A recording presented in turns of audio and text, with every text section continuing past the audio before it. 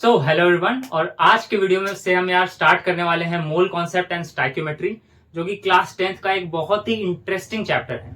और यार आज के वीडियो में हम पर्टिकुलरली पढ़ने वाले हैं बॉयल्स लॉ। तो यार सबसे पहले तो मैं बता दूं कि बॉयल्स लॉ और जितने भी लॉज है ना, उनकी खाली डेफिनेशन नहीं रटनी है हमें हमें उनकी उसकी डेप्थ में जाकर समझना है, एक्सपेरिमेंटल बेसिस पे समझना है। एक्सपेरिमेंट्स तो हम नहीं कर सकते, बट हाँ, हम किसी साइंटिस्ट की तरह हमें समझना है कि सचमुच कैसे वो लॉ काम कर रहा है, या फिर वो लॉ क्या है, वो हमें सचमुच समझना है, खाली डेफिनेशंस को नहीं रटना। तो यार बॉयल्स लॉ स्टार्ट करने से पहले मैं एक चीज हम डिस्कस कर लेते हैं। एक चीज तो वो ये है कि देखो, जितने भी हम लॉज पढ़ेंगे उनमें कुछ पैरामीटर्स हैं गैस से रिलेटेड, जो कि हम जिनको स्टडी कर रहे होंगे। ठीक है, तो सबसे पहले हम देखो वो 4 पैरामीटर्स डिस्कस कर लेते हैं। तो volume of gas first parameter है। ठीक है, वॉल्यूम ऑफ गैस है। ठीक है, ये 4 पैरामीटर्स हैं। तो देखो, हर एक गैस लॉ में हम क्या करेंगे ना कि किसी 2 पैरामीटर्स को हम स्टडी कर रहे होंगे, इनकी रिलेशनशिप स्टडी कर रहे होंगे कि वॉल्यूम कैसे रिलेटेड है प्रेशर से, क्या रिलेशनशिप है इनके आपस में।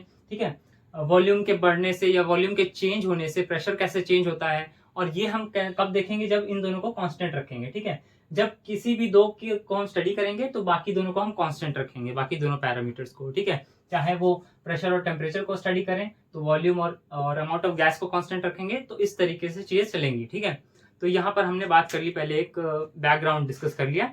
और अब हम इसके आगे पढ़ेंगे कि एक्चुअल में बॉयल्स लॉ होता क्या है, और एग्जैक्टली फील लेंगे कि यार बॉयल्स लॉ क्या है। तो यार ये है डेफिनेशन। ठीक है, ये है डेफिनेशन बॉयल्स लॉ की। ठीक है, जो हमने अपने किताबों में पढ़ी होगी। अब इसकी हम डेप्थ में जाते हैं और फील लेते हैं कि ये क्या बताना चाह रहा है। ठीक है, ये तो हमने पढ़ लिया कि यार volume of a given mass of a dry gas is inversely proportional to the pressure at constant temperature. देखो, इतना तो हमें पता है कि वॉल्यूम बढ़ाएंगे प्रेशर घट जाएगा, प्रेशर बढ़ाएंगे वॉल्यूम घट जाएगा, इनवर्स रिलेशन है। तो ये बॉयल्स लॉ है, बस इतना नहीं है। इन सबको समझेंगे तब रियल में डेप्थ आएगी हमारे पास कि कैसे ये वर्क करता है और बॉयल्स लॉ है क्या। ठीक है, तो सबसे पहले यार एक एक्सपेरिमेंटल बेसिस पे हम समझ लेते हैं कि बॉयल्स लॉ की फील ले लेते हैं कि कैसे वॉल्यूम के घटाने पर प्रेशर बढ़ता है। ठीक है, एक बार देख लेते हैं एक्सपेरिमेंटली, तो ज्यादा अच्छे से हमें फील आ पाएगी। ठीक है, तो यार एक डायग्राम में ड्रॉ करता हूँ। ठीक है, जैसे मान लीजिए हमारे पास एक कंटेनर है और इसमें यहाँ पर ये पिस्टन लगा हुआ है। ठीक है, और ये जो है हमारे पास, इसमें कोई गैस है। ठीक है, इसमें कोई गैस है, ये है गैस। ठीक है, अब ये यहाँ पर गैस है, ये नेक्स्ट फिगर 1 है। और यहाँ पर हमने सेकंड सिनेरियो में हमने क्या किया कि इसका वॉल्यूम हमने कम कर दिया। ठीक है, पिस्टन को हमने नीचे दबा दिया और इसका वॉल्यूम हमने ऐसे कंप्रेस करके इसको कम कर दिया। ठीक है, तो अभी भी जो गिवन अमाउंट ऑफ गैस है वो तो सेम ही। ठीक है, ठीक है, कांस्टेंट है।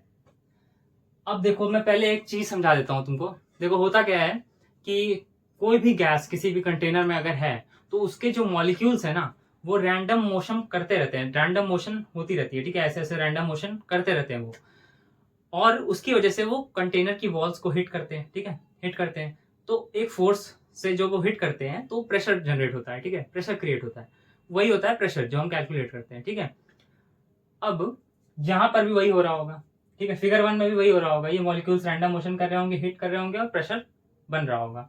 यहां पर भी हो रहा होगा। ठीक है, चेंज क्या हुआ? ठीक है, फिगर 2 में क्या चेंज हुआ, यहां पर इतने मॉलिक्यूल्स के पास इतनी स्पेस थी। ठीक है, इतनी स्पेस थी, फिगर 1 जितनी स्पेस थी, और यहां पर उतने ही नंबर ऑफ टोटल मॉलिक्यूल्स के पास जगह अब कम हो गई, अब ज्यादा कंजेस्टेड है वो।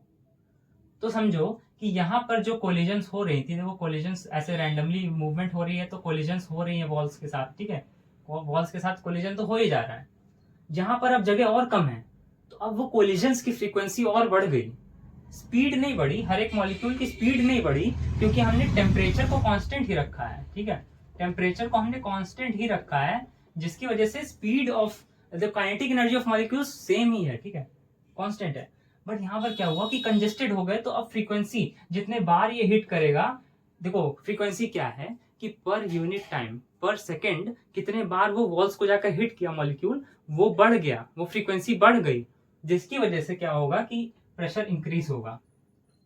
तो अब आप फील समझ पा रहे हो, यहां पर बॉयल्स लॉ में क्या हुआ कि केवल वॉल्यूम की वजह से कैसे प्रेशर बढ़ रहा है, केवल वॉल्यूम की कम करने से प्रेशर कैसे बढ़ रहा है ये देख रहे हैं। हम और कोई सिनेरियो इंक्लूड नहीं करना चाहते। हम टेम्परेचर इंक्रीज कर देंगे तो कुछ और हो जाएगा, आगे डिस्कस करेंगे अभी, ठीक है। गिवन मास ही रख रहे हैं, मास को चेंज नहीं किया, ड्राई गैस ली, इसमें कोई वाटर वेपर नहीं है, ठीक है। तो ये सारी चीजें हैं। तो बात समझ पा रहे हैं हम कि केवल यहाँ पर जो प्रेशर इंक्रीज हुआ है ना, उसका एकमात्र कारण इतना सा ही है कि इसकी वॉल्यूम को हमने कम कर दिया। बस एकमात्र कारण यही है, ठीक है, और कोई कारण नहीं है। टेम्परेचर कांस्टेंट है, मास भी चेंज नहीं किया है और ड्राई गैस है, ठीक है। तो यहाँ पर हमें फील आएगी कि भाई एक्चुअल में देखो हो क्या रहा है कि वॉल्यूम पहले ज्यादा थी, पहले ज्यादा जगह थी उन मॉलिक्यूल्स को घूमने के लिए, अब जगह हमने कम कर दी, तो वो जितने बार टकरा रहे हैं वो टकराना बढ़ गया, कोलिजन्स, नंबर ऑफ कोलिजन्स बढ़ गए, कोलिजन की फ्रीक्वेंसी बढ़ गई, ठीक है। कितने बार पर सेकेंड कितने बार वॉल्स को हिट करेगा वो बढ़ गया, जिसकी वजह से प्रेशर बढ़ा। अब हमें एक फील आई होगी कि कैसे वॉल्यूम के कम करने पर प्रेशर बढ़ गया, और इसका ही इनवर्स होगा कि वॉल्यूम को अगर बढ़ा दो, जैसे मान लो फिगर 1 होता है ये, और इसकी वॉल्यूम को बढ़ा के हम फिगर 2 यहाँ पे जाते हैं, तो ऑब्वियस सी बात है यहाँ प्रेशर ज्यादा है, प्रेशर यहाँ कम हो जाएगा, ठीक है, इनवर्स। तो यार अब बॉयल्स लॉ की इक्वेशन भी डिस्कस कर लेते हैं। तो बॉयल्स लॉ की इक्वेशन क्या है?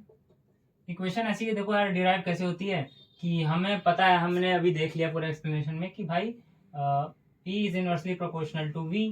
तो भाई सीधी सी बात है कि ये प्रोपोर्शनैलिटी कांस्टेंट हटेगा तो एक कांस्टेंट आ जाएगा, प्रोपोर्शनैलिटी का साइन हटेगा तो एक कांस्टेंट आ जाएगा, ठीक है। तो PV यहाँ पर ले आएंगे, PV is equals to K constant, ठीक है, जिसका मतलब है कि प्रोडक्ट ऑफ प्रेशर और वॉल्यूम कांस्टेंट रहेगा। यानी कि जैसे मान लो प्रेशर था 5 और वॉल्यूम था 10, और मान लो आगे जाके प्रेशर बढ़ गया और 10 हो गया, तो ये 5 हो जाएगा। बस यही कह रहा है, ठीक है, कि दोनों का प्रोडक्ट हमेशा बराबर रहेगा, एक बढ़ेगा तो एक घट जाएगा, दोनों का प्रोडक्ट हमेशा बराबर ही रहेगा। तो इसलिए यहाँ पर ये है, ठीक है। तो इसको हम लोग कैसे देख सकते हैं कि भाई P1 V1 is equals to P2 V2 मतलब इज इक्वल्स टू कांस्टेंट। इसका मतलब ये है कि किसी भी, जैसे मान लो ये है एक सिनेरियो का प्रेशर और वॉल्यूम किसी गैस का, ठीक है, और ये है एक दूसरे सिनेरियो में, ठीक है। तो उन दोनों सिनेरियोज में PV का प्रोडक्ट हमेशा सेम रहेगा। बस यही है हमारी इक्वेशन, ठीक है, ये है पूरी इक्वेशन बॉयल्स लॉ की। तो देखो यार इतना तो हमें समझ में आ गया। अब हम इन डेप्थ जाकर फील लेते हैं कि भाई क्यों ये लिखा है given mass of dry gas at constant temperature. तीनों कंडीशन में देखेंगे कि क्यों गिवन मास जरूरी है, क्यों कांस्टेंट टेम्परेचर जरूरी है, और क्यों हमारे पास ड्राई गैस होनी चाहिए ये जरूरी है, ठीक है। चलो तो यार एक एक करके ये तीनों पॉइंट्स को समझते हैं, ठीक है। बॉयल्स लॉ में हम क्यों कहते हैं कि volume of given mass of dry gas at constant temperature it's inversely proportional to the pressure, ठीक है। अब देखो गिवन मास क्यों बोला, जैसे मान लो कि यहाँ पर वही वाला केस लेते हैं कि जो कंटेनर था, और अब इसकी वॉल्यूम हमने कम करके यहाँ पर ले आई, ठीक है, ऐसा हो गया। तो अगर मान लो हमने गिवन मास नहीं रखा होता, मतलब पहले सिनेरियो में हमारे पास मॉलिक्यूल्स हैं, मान लो 1 2 3 4 5 6, और यहाँ पर हम मॉलिक्यूल्स बढ़ाकर 6 की जगह हम लोग यहाँ पर मान लो और ज्यादा मॉलिक्यूल्स डाल देते हैं। तो भाई अगर और ज्यादा ही मॉलिक्यूल्स डाल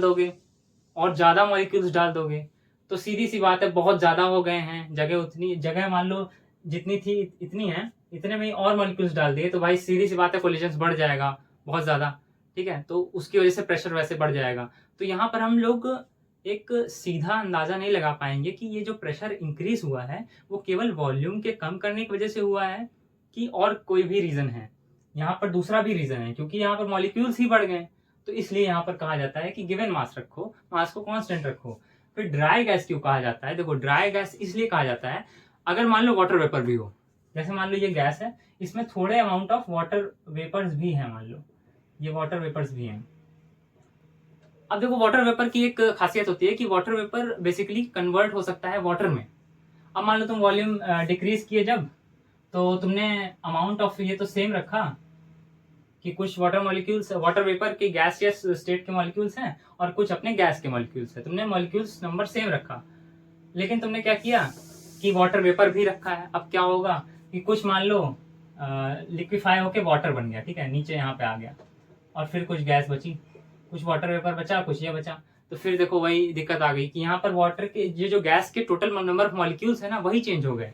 तो अब आप नहीं डिसाइड कर सकते कि जो प्रेशर बढ़ा है या घटा है वो किस वजह से हुआ होगा, केवल वॉल्यूम की वजह से हुआ है कि किस वजह से हुआ है। यहाँ पर तो देखो total number of molecules of gas भी घट गए हैं, वाटर वेपर से यहाँ पर कुछ लिक्विड बन गया है, तो इसलिए कहते हैं कि ड्राई गैस रखो। फिर यार तीसरा अगर हम डिस्कस करें कि कांस्टेंट टेम्परेचर क्यों जरूरी है, तो देखो ये बहुत ही इंटरेस्टिंग है, इसका अगर फील लोगे तो बहुत ही इंटरेस्टिंग है ये, ठीक है। तो यहीं पे डिस्कस कर लेते हैं। मान लो तो जैसे मान लो कि यही है, अब यहाँ पर मान लो सब कुछ सेम रखता हूं मैं, बस यहाँ पर हीट करना चालू कर देता हूँ, ठीक है। हीट करना चालू कर दिया, टेम्परेचर मान लो बढ़ा दिया, ठीक है। टेम्परेचर बढ़ा दूंगा तो देखो दिक्कत क्या है, देखो क्या क्या चीजें होंगी। पहली चीज कि average kinetic energy of molecules बढ़ जाएगी। Average kinetic energy of molecules increase करेगी तो स्पीड ऑफ हर मॉलिक्यूल की जो स्पीड है वो बढ़ जाएगी, ठीक है। तो ज्यादा स्पीड से जाकर के वॉल को हिट करेगा, ऑब्वियसली प्रेशर इंक्रीज करेगा, ठीक है। सेकंड जो है वो ये होगा कि भाई एनर्जी ज्यादा हो जाएगी तो फोर्स ज्यादा लगाएगा, तो बस वही है कि हाँ स्पीड बढ़ जाएगी और नंबर ऑफ कोलिजन्स तो बढ़ ही जाएंगे, क्योंकि वो ज्यादा मूवमेंट करेगा तो कोलिजन्स भी बढ़ जाएंगे, ठीक है। तो कोलिजन्स भी बढ़ जाएंगे, ठीक है, कोलिजन्स भी बढ़ जाएंगे, काइनेटिक एनर्जी बढ़ जाएगी। तो आप डिसाइड नहीं कर पाओगे कि भाई जो वॉल्यूम डिक्रीज की है केवल उसी वजह से प्रेशर बढ़ा कि किस वजह से बढ़ा। भाई टेम्परेचर भी तो इंक्रीज किया, तो स्पीड भी तो इंक्रीज की मॉलिक्यूल्स की, तो हो सकता है उस वजह से प्रेशर बढ़ा हो, ठीक है। तो इसलिए कहा जाता है कि टेम्परेचर को भी कांस्टेंट रखो। ये जो 3 रीजंस थे, जब आप ये समझ लेते हो तो आप एक्चुअल फील ले पाते हो कि हाँ बॉयल्स लॉ है क्या, ठीक है। It's not just the definition that जो कि हम लोग रट लेते हैं, ठीक है। ये सब है पूरा कॉन्सेप्ट। अच्छा, एक बहुत ही अच्छा एग्जाम्पल था या फिर एक क्वेश्चन था मेरे बुक में, जिसको मैं चाहता हूँ कि डिस्कस कर लेते हैं हम लोग, ठीक है। वो क्वेश्चन है कि inflating a balloon seems to violate Boyle's law, ठीक है। बोलता है कि इन्फ्लेटिंग अ बैलून, बात समझो ये क्या कह रहा है। इन्फ्लेटिंग बैलून को इन्फ्लेट कर रहे हैं तो क्या बॉयल्स लॉ वॉयलेट हो रहा है? अच्छा देखते हैं। बैलून जो है उसमें हवा भरी जा रही है, वॉल्यूम बढ़ जा रही है, ठीक है, बढ़ जा रही है, और उसकी वॉल्स पे प्रेशर भी बढ़ रहा है। अच्छा, वॉल्यूम बढ़ रही है, प्रेशर भी बढ़ रहा है, बॉयल्स लॉ वॉयलेट हो रहा है? नहीं। देखो यहाँ पर जो बंदा ये तीनों कंडीशंस को नहीं अच्छे से समझा है, केवल रट लिया डेफिनेशन, तो वो सोचेगा कि हाँ ऐसा ही हो रहा है, गलत हो रहा है, वॉयलेट हो रहा है। बट यहाँ पर देखो बैलून को जब इन्फ्लेट किया जा रहा है, जिसने ये तीनों पढ़ा है वो समझता है कि भाई इसमें नंबर ऑफ मॉलिक्यूल्स भी बढ़ जा रहे हैं। जो बैलून है इसमें नंबर ऑफ मॉलिक्यूल्स भी बढ़ जा रहे हैं, तो बॉयल्स लॉ एप्लीकेबल ही नहीं है, क्योंकि बॉयल्स लॉ केवल तब एप्लीकेबल है जब आपके total number of molecules given amount of gas constant है। तो यहाँ पर ये हम समझ सकते हैं कि it does not violate, it is not applicable at all here, ठीक है। तो ये था हमारा पूरा बॉयल्स लॉ का एक्सप्लेनेशन। इसमें लास्ट में एक ये जो कंफ्यूजन वाला क्वेश्चन दिया था मेरे बुक में, वो भी मैंने डिस्कस कर लिया है। सो प्लीज बताइएगा कैसा लगा वीडियो, कैसा लगा एक्सप्लेनेशन। और यार 10th क्लास में मैं भी इसी तरह चीज़ों को रट लेता था थोड़ा, ठीक है। और जो चीज़ें समझ में आई वो तो ठीक है, जो नहीं आई उसको बस रट लिया कि एग्जाम में उगल देंगे ना, लिख देंगे। तो ये सब चीज़ें करी है मैंने भी, बट अब जब इतना डेप्थ में पढ़ता हूँ तो बहुत अच्छा लगता है, बहुत फील आता है, ठीक है, कॉन्सेप्ट्स का। तो वही फील जो है आपको भी आएगा जब आप इस तरीके से पढ़ेंगे।